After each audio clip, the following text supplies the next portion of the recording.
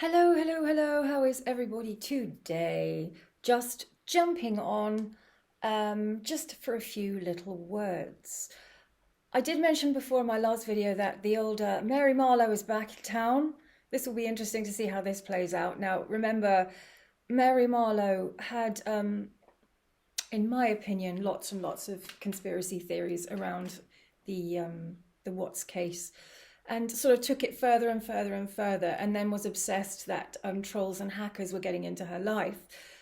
For instance, stealing credit card numbers, stealing money, taking phone subscriptions out on her card, which she then realized that because she was on camera, she had done it.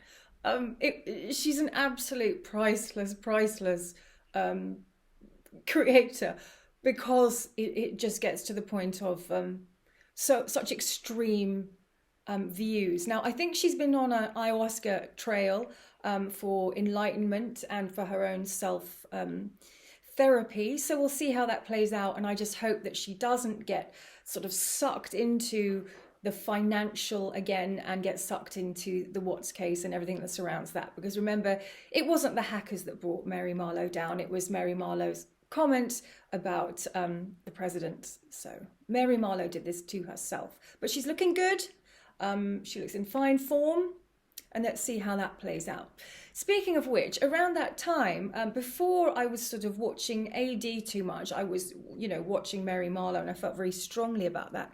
AD, of course, has jumped on the bandwagon. The Sarah Everard terribly sad passing in Clapham Common by a police officer.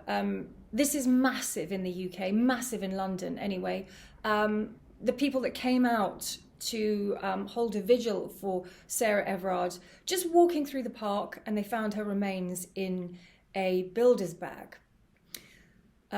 So all these women came out, we all came out, and then it was a peaceful vigil. I know the area very well. And then as soon as the police came in, that's when it started to become the scenes that you see on the news. And it's incredible to me that nobody thought to send female police officers out in this case. So you get a woman who's been murdered, there's no other way to put it, and people are going out there to lay flowers. Women are going out there to lay flowers and hold a vigil for this. It's massively important for us to reclaim our streets, in a city anyway. To not be able to walk the streets without fear in this day and age needs to stop. So then the Met decided to send out the biggest, burliest male police officers they could to manhandle women. And you can see the police officers throwing women to the ground, pushing women. And I was speaking to a friend about it. It's like so familiar, isn't it, when you watch those scenes? So familiar. When you go back to, Greenham Common, or back to the suffragettes, back to anywhere where there is a collection of women, they end up being manhandled in this manner. So you've got a woman who's been murdered by a police officer. The Met decide to send out police officers to perform violence on women. Yeah, this is what happened. So we'll see the fallout of this one. But it all comes down to the terribly sad news that another woman has been taken from us, an innocent woman, regardless of who she was, what she was doing. Another woman has fallen foul to the hands of a violent male. So AD gets on that bandwagon, and in his own way, that only he knows how, AD starts to tell us women, not the perpetrators, tell us women what to do. Yeah. Doesn't say anything about how perhaps stop murdering women, stop performing violence on women, maybe stop manhandling women. No, it's our responsibility, apparently. And AD says, and I quote, "All you women in your party dresses, and, your high heels and your makeup, don't take pictures of that. Don't take pictures of that, your party dresses and your high heels and your makeup."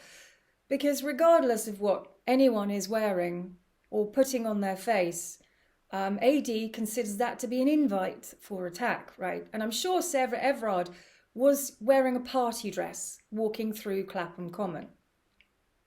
Because we all wear party dresses now, don't we, girls? Yeah. So then AD tells us what we should be doing. You know, we should not be putting our photos on social media.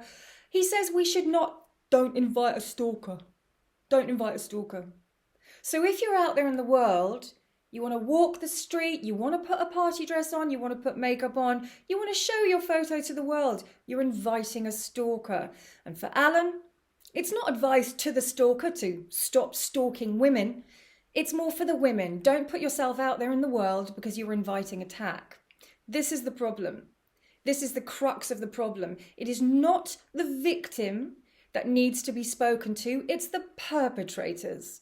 It's all gone wrong. But in Alan's head, bearing in mind this is a person who has searched mother-child porn and things being on faces. He's been advertising for girls online for an escort agency. He talks about vaginal swabs. He can't even get that expression right.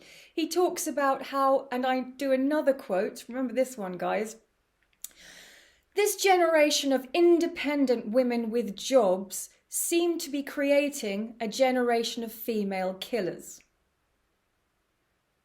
Yeah.